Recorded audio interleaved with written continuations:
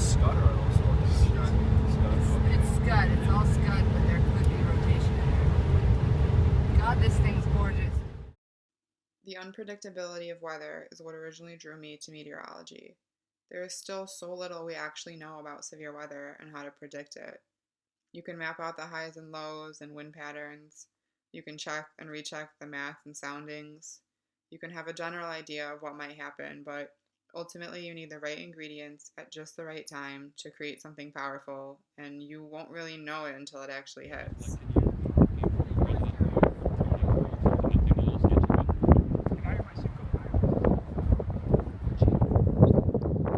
I've been storm chasing for about 3 years now. It's not as dangerous as you'd think, as long as you follow some simple rules. Never go alone, always have someone watching the radar, stay to the south of the mesocyclone, or clear slot if there is one, try and avoid dirt roads, and keep an eye on the sky and radar for possible hail. Nothing cuts a chase short like an exploded windshield.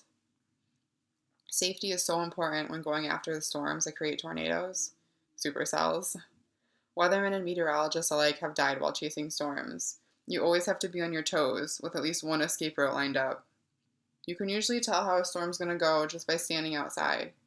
If it's too cold and windy, that means the downdraft isn't warm enough to produce anything significant.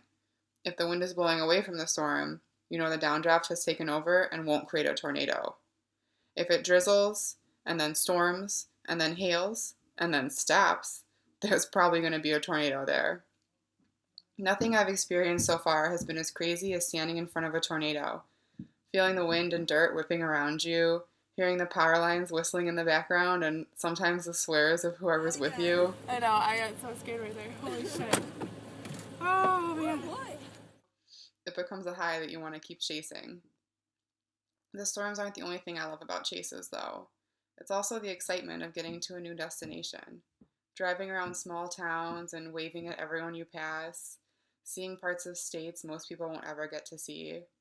It's staying at crappy hotels and stopping at family-owned dairies and living off of gas station food. It's watching lightning storms late at night and avoiding getting wet and seeing who can find the biggest hail chunk. More than anything, it's the sense of teamwork and camaraderie you feel with your friends or classmates or whoever you're tagging along with, because nothing brings people together quite like a tornado. Unfortunately, the current tornado season is over.